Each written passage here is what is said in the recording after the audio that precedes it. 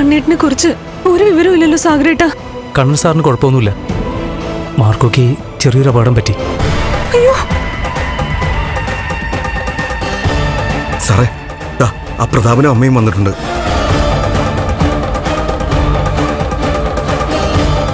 ക്ഷീണിച്ചതാ തോന്നുന്നേ, അതുകൊണ്ട് അയിര വിഴുങ്ങിയ പെരുമ്പാമ്പിനെ പോലെ കിടക്കുന്നേ.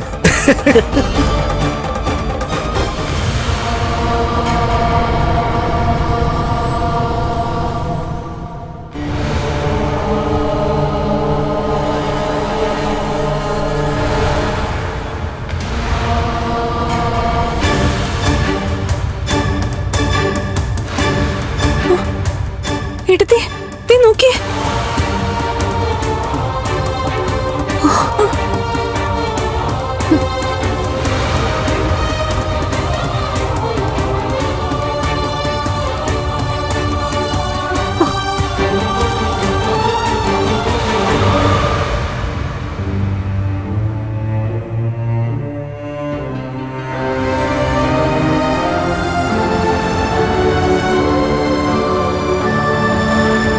കരുണയുടെ അച്ഛനോ മുത്തശ്ശിയൊന്നും കണ്ണേട്ടനെ കണ്ടില്ലേ സുമേഷേട്ടാ? ഭാഗ്യത്തിന് കണ്ടില്ല.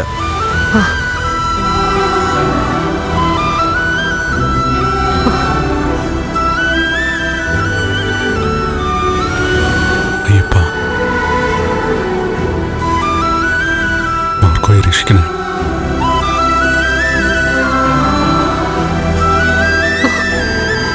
കണ്ണേട്ടാ, അയ്യോ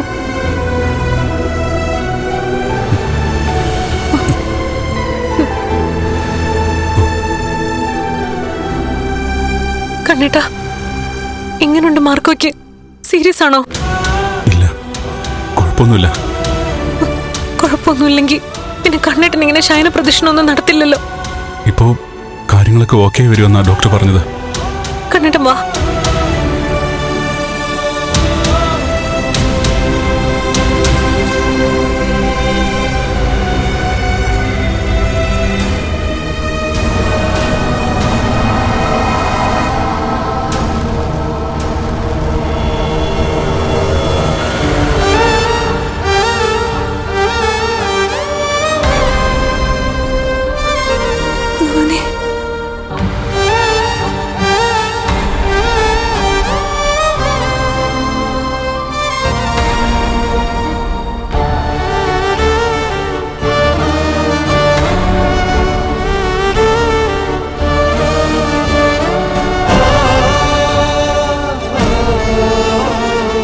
തിരുമേനിയോട് ഞാൻ കാര്യങ്ങളൊക്കെ പറഞ്ഞിട്ടുണ്ടല്ലോ. അറിയാം. അവരിവിടെ വന്ന് സാറിൻ്റെ മോളുടെയൊക്കെ നാശത്തിന് വേണ്ടിയാണ് പ്രാർത്ഥിക്കുന്നത്. അവർ മാത്രമല്ല, സാറിൻ്റെ അമ്മായി അമ്മയും ഒക്കെ ഇവിടെ വരുന്നുണ്ട്. പക്ഷേ ഭക്തരൊരു പൂജ പറഞ്ഞ അത് ദേവന് സമർപ്പിക്കുകയാണ് എൻ്റെ ജോലി. അല്ലാതെ ഒരാൾക്ക് വേണ്ടി മറ്റൊരാളുടെ നാശത്തിന് വേണ്ടി പ്രാർത്ഥിക്കുകയല്ല ഞാൻ ചെയ്യുന്നത്. അത് അവർക്കറിയില്ല. സാറും മോളും ഒക്കെ ഭഗവാൻ ഏറെ പ്രിയപ്പെട്ടവരാ. അതുകൊണ്ടാ നിങ്ങളുടെ പ്രാർത്ഥന ഭഗവാൻ കേൾക്കുന്നത്. എന്തായാലും ഞാൻ അറിഞ്ഞ സത്യങ്ങളൊന്നും ഒരു കാരണവശാലും പുറത്തു പറയില്ല. എന്ന് മാത്രമല്ല, ആശുപത്രിയിൽ കിടക്കുന്ന ആൾക്ക് വേണ്ടിയും ഞാൻ മനസ്സറിഞ്ഞ് തന്നെ ദൈവത്തെ വിളിച്ചോളാം. അയാൾക്ക് വേണ്ടിയുള്ള അർച്ചനയും വഴിപാടും എല്ലാം നടത്തിക്കോളാം. മാർക്കണ്ഡേയൻ വിശാഖം അല്ലേ? ആ, അയാൾക്കൊന്നും സംഭവിക്കില്ല. അയാൾക്ക് മാത്രമല്ല, നിങ്ങൾക്കും.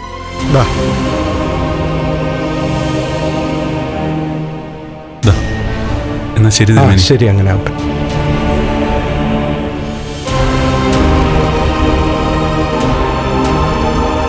എന്റെ കാർ പുറത്തെടുക്കുന്ന അവര് കാണാൻ മറ്റോ ചെയ്തായിരുന്നോ? ഇല്ലെന്ന് കേട്ട തോന്നുന്നു. എന്താ കണ്ണേട്ടാ സംഭവിച്ചത്? വാ പറയാം. നിങ്ങളാദ്യം അവര് പോയെ നോക്ക്. അവര് പോയി കണ്ണേട്ടാ. ആ, എന്നാ നിങ്ങൾ ഇങ്ങോട്ട് ചെല്ല്. ഞാൻ പോയി ഡ്രസ്സ് മാറിയിട്ട് വരാം.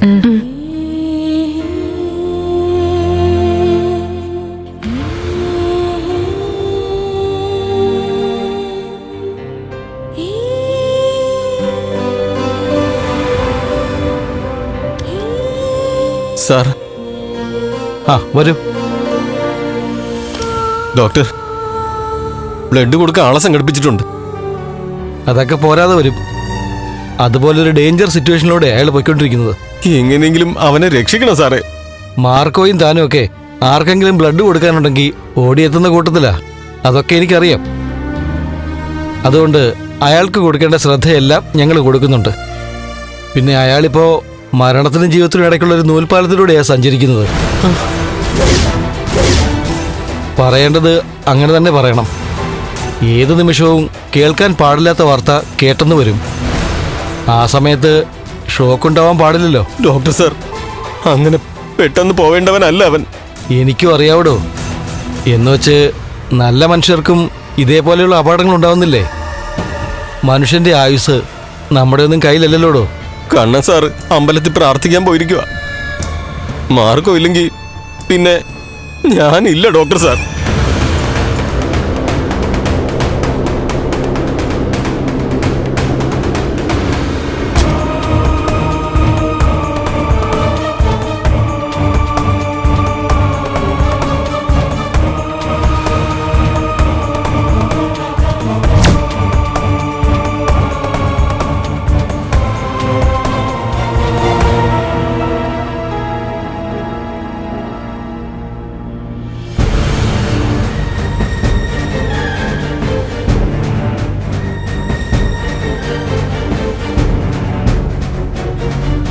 മഹി, വാ.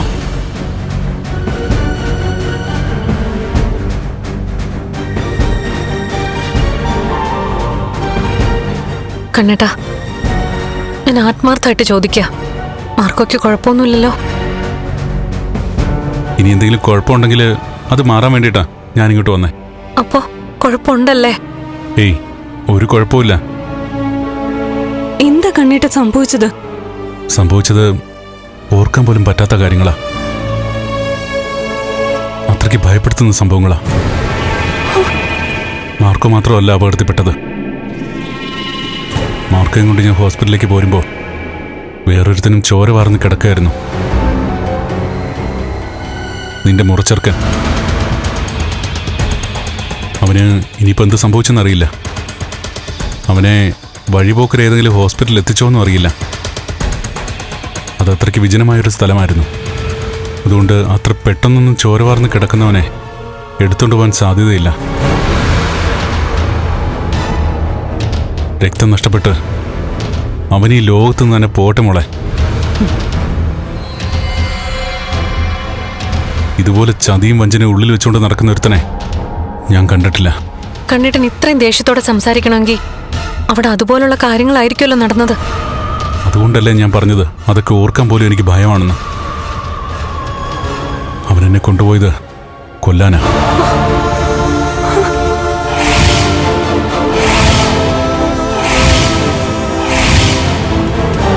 അവനെന്നെ തോമസ് സാറിന്റെ വീട്ടിൽ നിന്ന് കൊണ്ടുപോകുമ്പോൾ അവനറിയാമായിരുന്നു ഞാൻ നടന്നു തുടങ്ങിയെന്ന്.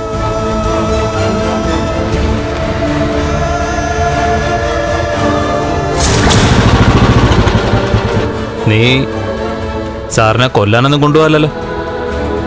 തിരിച്ച് നീ സാറിനെ സേഫായിട്ട് വിടുന്നത് വരെ ഞാനും കൂടെ കാണും.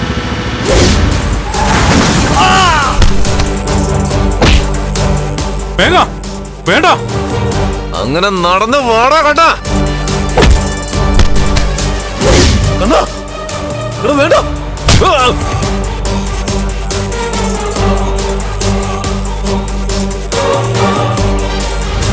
ഞാൻ എന്തൊക്കെയാ കണ്ണേട്ടായി കേൾക്കുന്നത്? അതെ, നിനക്ക് ഓർമ്മയുണ്ടല്ലോ മഞ്ജു, പഞ്ചഗുസ്തി മത്സരമൊക്കെ നടക്കുമ്പോൾ മേഘനും ഉണ്ണി അനന്തുമൊക്കെ എന്നെ തോൽപ്പിക്കാൻ ശ്രമിച്ചിട്ടുണ്ട്. ഞാൻ തോറ്റിട്ടില്ല. സൈസ് കൊണ്ട് മേഘൻ എന്നെക്കാൾ മുകളില. പക്ഷേ അവൻ എന്നോട് പൊരുതി നിൽക്കാൻ പറ്റില്ല. അങ്ങനെയുള്ളപ്പോൾ കാലിനും കൈക്കും ചലനശേഷിയുള്ള കണ്ണിനെ തോൽപ്പിക്കാൻ അവന് പറ്റില്ല. അതവൻ മറന്നുപോയി. എനിക്കൊരു അനിയനുണ്ട്. അമ്മ രണ്ടാണെങ്കിലും ഒരച്ഛൻ്റെ മക്കളാണ് ഞങ്ങള്. നിന്റെ സ്വന്തം ചേട്ടൻ. അവനൊരിക്കലും ഒരു ഏട്ടനായിട്ട് എന്നെ കണ്ടിട്ടില്ല. സ്വന്തം ഏട്ടനായിട്ട് കൂടപ്പുറപ്പായിട്ട് കണ്ടത് മാർക്കോയാ. അങ്ങനെയുള്ള എൻ്റെ മാർക്കോയ്ക്ക് എന്തെങ്കിലും സംഭവിച്ചാൽ ഞാൻ നോക്കി നിൽക്കണം. മാർക്കോയുടെ വണ്ടിയിൽ കാറിടിച്ച് മാർക്കോ പോയി വീണപ്പോൾ തന്നെ എൻ്റെ പാതി ജീവൻ നിലച്ചതാ. അത് കഴിഞ്ഞിട്ടാ അവൻ മാർക്കോയുടെ കഴുത്ത് ഞെരിച്ച് കൊല്ലാൻ നോക്കിയത്. അയ്യോ, പിന്നെ എനിക്കെൻ്റെ മുഖം മൂടി അഴിച്ചു വെച്ചല്ലേ പറ്റൂ. ഇപ്പോൾ അവനറിയാം സത്യങ്ങളൊക്കെ.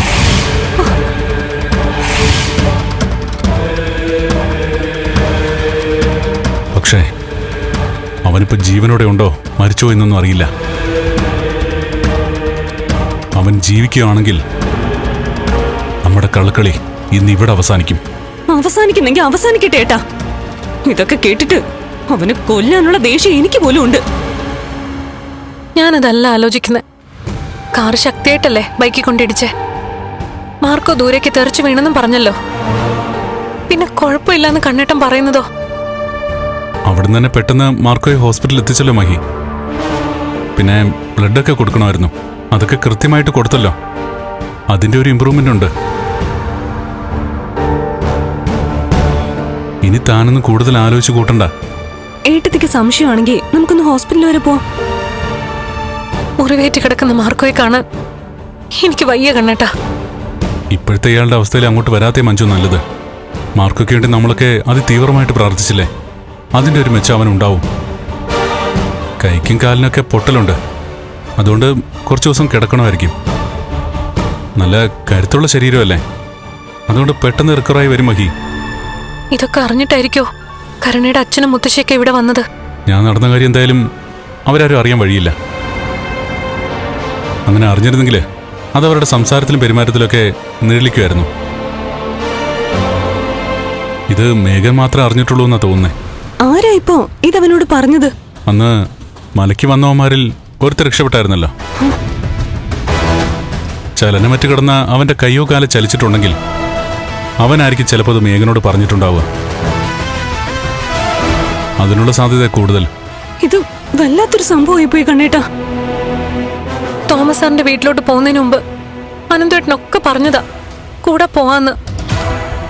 എന്നിട്ടും കണ്ണേട്ടൻ അത് കേട്ടില്ല. അത് മാത്രമാണോ? സാഗരേട്ടൻ അവിടെ ഉണ്ടായിരുന്നല്ലോ. എന്നിട്ട് സാഗരേട്ടനെയും കൂട്ടിയില്ല, സ്വന്തം ഡ്രൈവറെയും കൂട്ടിയില്ല. കണ്ണേട്ടൻ ഇത്രയും മണ്ടനാവാൻ പാടില്ല. മഞ്ജു, ഞാനിപ്പോ വീൽ ചെയർ ഇരിക്കുന്ന ഒരാളല്ല. എന്റെ കാലിന് നല്ല സ്വാധീനമുണ്ട്. ആ ബോധം ഉള്ളതുകൊണ്ടാ ഞാൻ അവനോടൊപ്പം പോയത്. ആയിക്കോട്ടെ, അവൻ പറഞ്ഞ പോലെ വിജനമായ ഒരു സ്ഥലത്തേക്ക് കൂട്ടിക്കൊണ്ടു പോകുമ്പോ അവന്റെ കയ്യിൽ തോക്കുണ്ടല്ലോ. അവനെന്തെടുത്ത് നേരെ ഒഴിച്ചിരുന്നെങ്കിലോ? അയ്യോ, കണ്ണേട്ടന് എന്തേലും ചെയ്യാൻ പറ്റുമായിരുന്നോ? സാഗരേട്ടനാ മാർക്കോയെ വിളിച്ച് വിവരം പറഞ്ഞത്. പക്ഷെ അപ്പോഴും മാർക്കോയ്ക്ക് ഇങ്ങനൊരു അപകടം ഉണ്ടാവുമെന്ന് സ്വപ്നത്തിൽ പോലും കരുതിയതല്ല. അവൻ മുന്നിൽ പോകുന്നതിന് പകരം പിന്നാലെ വന്നാൽ മതിയായിരുന്നു. അങ്ങനെങ്കിൽ ആപത്ത് ഒഴിഞ്ഞു പോയാനെ. കിട്ടിയ ചാൻസ് മേഘൻ മുതലാക്കി.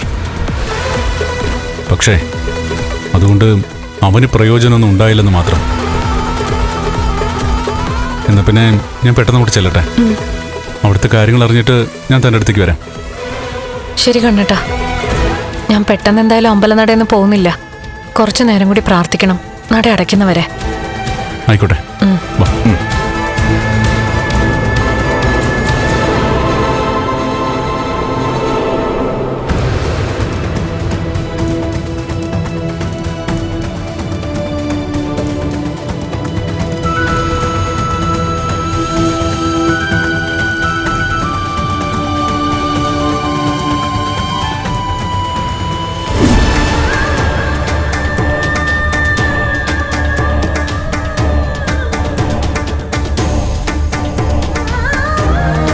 എന്റെ ഭഗവാനെ, കലിയുഗ വരദ അയ്യപ്പ സ്വാമി, എല്ലാവർക്കും നന്മ ചെയ്യുന്ന എന്റെ മാർക്കോയ്ക്ക് ഒരാപത്തും വരുത്തല്ലേ.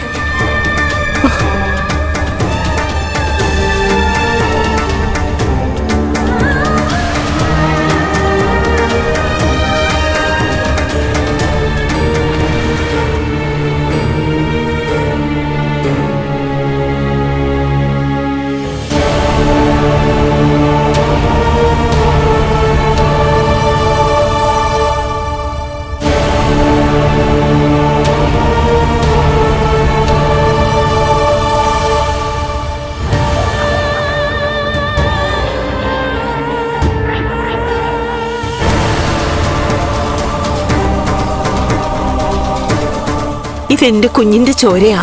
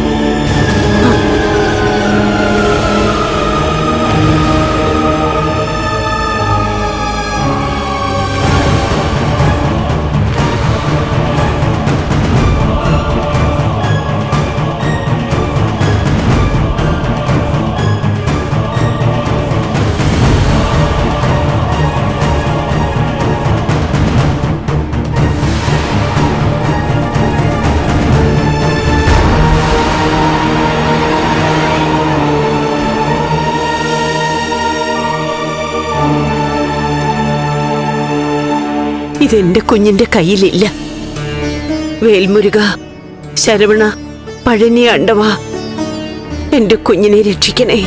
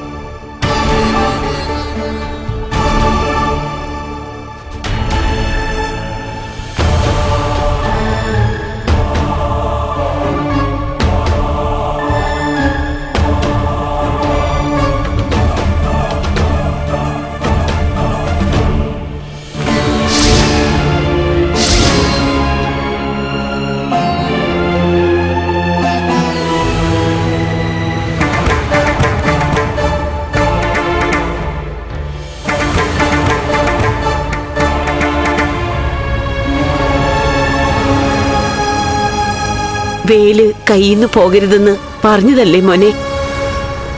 സാരമില്ല, അപകടം ഉണ്ടായപ്പോ പോക്കറ്റിൽ നിന്നും തെറിച്ചു പോയതാണെന്ന് മനസ്സിലായി.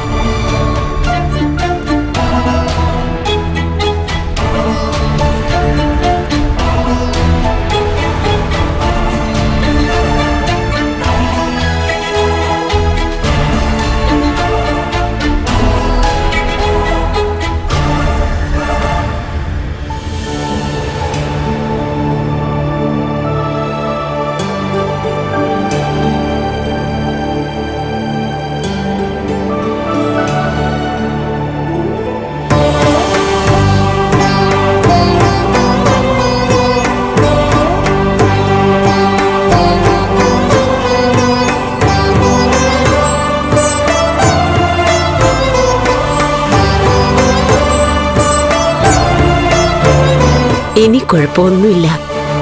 വേലി കയ്യിന്ന് തെറിച്ചു പോയപ്പോ അറിഞ്ഞില്ല അല്ലേ? ഇല്ല. ദേ, അതെന്റെ കയ്യിലുണ്ട്. ഇത് തലയിണയ്ക്കടിയിൽ വെക്കാം. ഐസിവിന്ന് പുറത്തു പോകുമ്പോ ഇതെടുക്കാൻ മറക്കരുത്.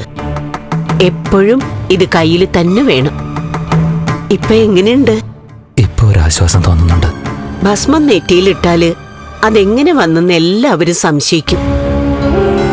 അതുകൊണ്ട് കുറച്ചങ്ങ് കഴിച്ചു.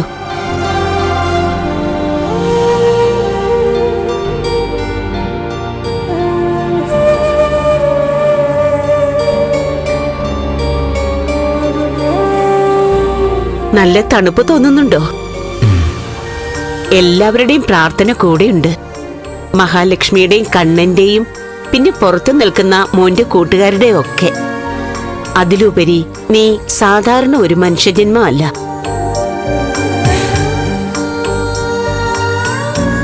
അതുകൊണ്ട് നിന്നെ അത്ര പെട്ടെന്ന് അപായപ്പെടുത്താൻ ആർക്കും കഴിയില്ല.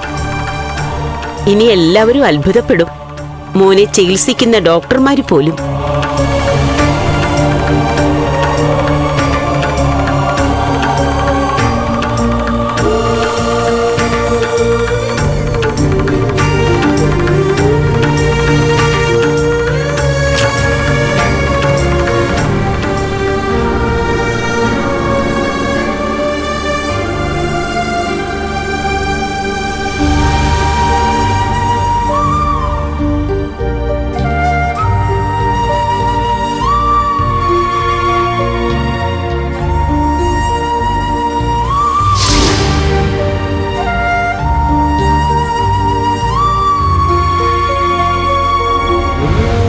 കൂട്ടുകാരന് കുഴപ്പമൊന്നും ഇല്ല മോനെ.